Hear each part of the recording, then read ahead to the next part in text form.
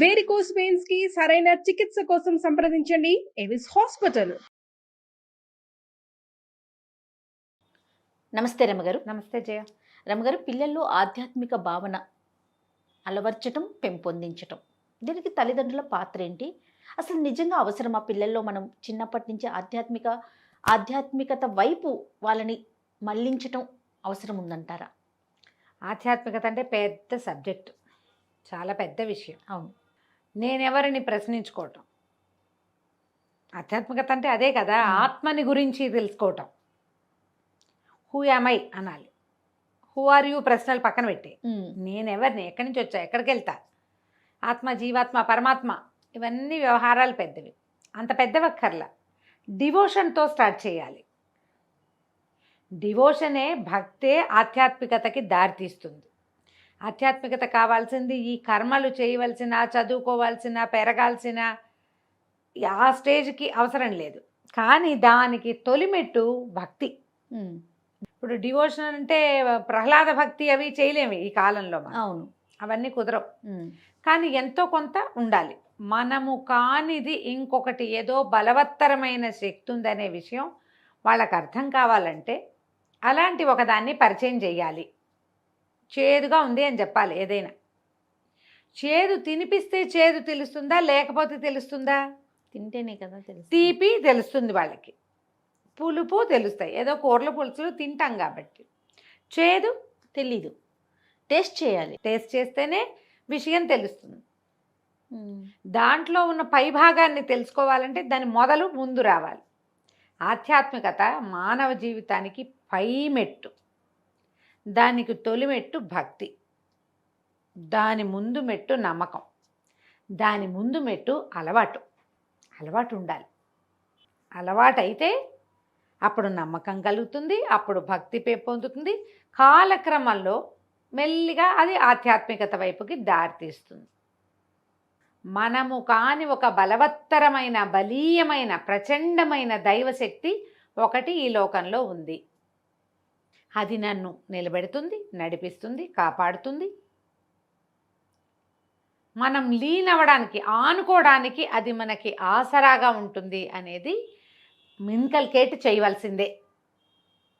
దీనికి తొలిమెట్టు ఏంటంటే చిన్నప్పటి నుంచి ఏదైనా రామకృష్ణ నామాలు నేర్పించడం, శ్లోకం నేర్పించడం, భజన చేయటం నేర్పించడం. మనం ఏడాది లోపలే చేస్తాం. రామ్ రామ్ సీతారాం చెయ్యి, తారంగం తారంగం అని తాండవ కృష్ణ తారంగం చేయిస్తాం.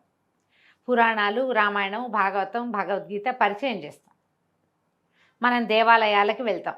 వెళ్ళిన ప్రతి చోట జేజీకి దండం పెట్టు, ఇదే జేజీ, ఇది రాముడు, ఇది కృష్ణుడు, ఈ స్వరూపంలో ఉన్నవాడు ఇది అని స్వరూపాలు చూపిస్తాం, నమస్కారం చేస్తాం. ప్రార్థన యొక్క ఫలితం ఏమిటో వాడికి అర్థమయ్యేలా చెప్పడానికి ట్రై చేస్తాం. ప్రార్థనతోటి ఏ ఫలితం రాదు, కానీ ప్రార్థన చేసి తీరాలి. ప్రార్థన ఫలితం కనిపించదు మనకేమి, కానీ ప్రార్థన మస్ట్. మనకి చిన్ని చెట్లు మొలుస్తున్నాయి, ఇంత గాలి వస్తుంది, ఇంత చల్లదనాన్ని అనుభవిస్తున్నాం, లేదా ఇంత ఎండొచ్చి పంటల పండి తింటున్నాం. దీనంతటికి కారణం నువ్వు నేను కాదు, మనము కాని ఒక బలవత్తరమైన శక్తి ఇదంతటిని నడిపిస్తుంది. దాని ఎదుట వినయంతో ఉండాలి అనేది మనం నేర్పాలి. మనం కూడా నేర్చుకోవాలి. అవునండి, ఇళ్లల్లో నేర్చుకుంటారు. దీనివల్ల పిల్లలకి ఎలాంటి ఉపయోగం ఉంటుందంటే చెప్తాను. అది కూడా మనం దీనివల్ల ఏమవుతుంది, ఏదైనా ఇబ్బంది, భయము, బెంగ వచ్చినప్పుడు అమ్మా నాన్న కాకుండా మనం ఆధారపడగలిగింది ఈ ఎవరి గురించి అయితే వీళ్ళు చెప్తున్నారో, ఎవరు ఇదంతా నిలబెట్టాడని చెప్తున్నారో వాడవ్వచ్చని నమ్ముతారు పిల్లలు. ఆ శక్తి మీదకి వెళ్తారు. దైవత్వం మీద డిపెండెన్సీ వల్ల మనుషులు దిలాసాగా జీవించగలుగుతారు. భగవంతుడు రక్షిస్తాడన్న నమ్మకంతో. ప్రధానమైంది మనకి కావాల్సింది జీవితానికి నమ్మకం. అది ఉంటేనే ప్రశాంతత ఉంటుంది, లేకపోతే లేదు. ఏ నమ్మకము లేదు, దేని పట్ల నమ్మకం లేదు. మన కాలి కింద భూమి ఎప్పుడు కదిలిపోతుందో తెలీదు. మన నెత్తి మీద ఉన్న ఆకాశం ఏ క్షణాన ఊడిన మన నెత్తి మీద పడిపోతుందో తెలియదు. ఏమీ కాదు, దేవుడు ఉన్నాడు అనే నమ్మకం వల్లే మనం జీవించగలుగుతాం ప్రశాంతంగా. రాత్రి పడుకుంటే పొద్దున్న లేస్తామన్న నమ్మకం కోసం ఏం చేస్తాం, రాత్రి ప్రార్థన చేసుకుని పడుకుంటాం. ఇవన్నీ ఈ రకంగా అలవాటు చేయటం వల్ల మనుషులు ధైర్యంగా, హాయిగా ఉండగలుగుతారు. ఎవరు లేకపోయినా సరే ఒంటరితనం వాళ్ళని బాధించదు. భగవంతుడి పట్ల విశ్వాసం ఉన్న వాళ్ళకి ఒంటరితనం బాధించదు, ప్రమాదాలు భయపెట్టవు, జీవితం పట్ల ఆటే భయం, కొంత భయం ఉంటుంది, ఆటే భయం ఉండదు. దేవుడు ఉన్నాడన్న నమ్మకంతో జీవించగలుగుతాం. అది ఆధ్యాత్మికత అనే పెద్ద విషయానికి ఒక చిన్న స్టార్టింగ్ పాయింట్ అయిన దైవ భక్తిని, దైవం మీద నమ్మకాన్ని మనం చిన్నప్పటి నుంచి చెప్పాలి. కూర్చోబెట్టి పాఠంలాగా చెప్పి సైన్స్ పాఠంలాగా మొత్తం ఈక్వేషన్ అంతా నోటికొచ్చేలాగా చేయలేం మనం. నిదానంగా చేసుకుంటూ రావాలి. ఏడాది లోపల నుంచి భగవన్నామాలు నేర్పటం, విభవనామాలు నేర్పించటం. పడుకునేటప్పుడు శ్రీరామ్ చెప్పుకుని పడుకో, నిద్ర లేవగానే దేవుడికి దండం పెట్టుకోని, లేవగానే కాదు పళ్ళు దుమ్ముకుని స్నానం చేశాక దేవుడి పట్టం దగ్గర దండం పెట్టుకో, బయటకు వెళ్ళేటప్పుడు దేవుడికి దండం పెట్టుకో, రోడ్డు మీద ఎక్కడైనా దేవాలయం కనపడితే బయట నుంచి వెళ్ళిపోతుంటే బయట దండం పెట్టు. ఇప్పుడు ఇది చిన్నతనం నుంచి నేర్పిస్తున్నాం అనుకో. మనం భగవద్గాథలు చెప్తాం, పౌరాణిక గాథలు చెప్తాం. దాంట్లో ఈ చెట్లను పెంచి పోషించాలి, ఇతరులకు సహాయం చేయాలి, పెద్దవాళ్ళని గౌరవించాలి, వినయంగా వ్యవహరించాలి, ఇతరులు ఏం చెప్తున్నామో వినాలి, వాళ్ళు ఏదో చెప్తుంటారు అది వినాలి, అనాథల పట్ల, ఎవరు ఏ ఆసరా లేని వాళ్ళ పట్ల బాగా ఉండాలి, ఫ్రెండ్లీగా ఉండాలి. ప్రపంచంతో స్నేహంతో మెలగటం అనేది దైవికమైన భావనలు, ఆధ్యాత్మిక భావనలు ఉన్న చోటే కుదురుతుంది. లేకపోతే ఎక్కువగా స్వార్థపరులుగా అవుతారు. ఏదైనా ఎగ్జామినేషన్ భయం అవుతుంది అనుకో, దేవుడికి దండం పెట్టుకుంటే ఆటోమేటిక్గా ధైర్యం వస్తుంది. ఇది అప్పటికప్పుడు దేవుడికి 15 ఏళ్ల వాడికి దండం పెట్టించలేవు, నువ్వు ఏడాది నుంచి అలవాటు చేయగలుగుతాం. దీంతో పాటు క్రమంగా పెరిగి పెద్దయ్యే కొందికి ఏమవుతుందంటే, ఒకవేళ ఏదైనా ఒంటరితనం ఏర్పడినా వీళ్ళు కృష్ణారామ అనగలుగుతారు. అది అవసరం కదా. ఎప్పటికైనా సమాజం మనతో పాటు లేనప్పుడు కూడా భగవంతుడు మనకి ఆసరాగా ఉంటాడన్న నమ్మకంతో వీళ్ళు ఏం చేస్తారు, ఇతరత్రా తప్పులు చేయకుండా ఏది పాపం ఏది పుణ్యం వింటాం మనం కథల్లో. ఈ పాప పుణ్యాలు, ఇది తప్పు ఇది చేయకూడదు ప్రధానంగా కావాల్సిన, తర్వాత ఈ పని చేస్తే దేవుడు మెచ్చుతాడా మెచ్చడా, ఇలాంటి భావాలు వస్తాయి. ఇతరుల పట్ల ఒక దయ, అవి రావాలంటే ఈ భగవత్ కథలు చదవాలి, వినాలి. దానికోసం బేసిక్ ఏంటి, భక్తి. అది మనని ఆధ్యాత్మిక ప్రగతి వైపుకి తీసుకెళ్తుంది. పిల్లల్లో చాలా చిన్నప్పటి నుంచి చేయొచ్చు ఇది. మనం మామూలుగానే చేస్తాం. ఏడాది వచ్చేసరికి కాస్త మాటలు వచ్చేసరికి శుక్లాం వరదరని చెప్తాం. మీరు ఇన్స్టాలో చూడు, బుడ్డబుడ్డవి ఏముండదు అసలు, నోట నుంచి తొక్కు పలుకులు, మాటలు రావు. అయినా సరే ఏదో ఒక శ్లోకం చెప్పిస్తూ ఉంటారు. ఈవెన్ మనం పాడే జోలపాటల్లో కూడా రామాలాలి, కృష్ణాలాలి కదా, దేవుణ్ణి అట్లా కలిపేసుకుంటాం కదా. ఇప్పుడు ఇవన్నీ ఏంటంటే ఈ రకంగా భగవన్నామాలతోటి కథలు కానీ, పాటలు కానీ, పద్యాలు కానీ, ఓ దేవాలయ సందర్శనం కానీ, ఇవన్నీ కూడా పిల్లలు మంచి మనుషులుగా ఎదగడానికి ఉపయోగపడుతుంది, మంచి పౌరులుగా. ఈ భక్తితో పాటు దేశభక్తి ఆటోమేటిక్గా వస్తుంది.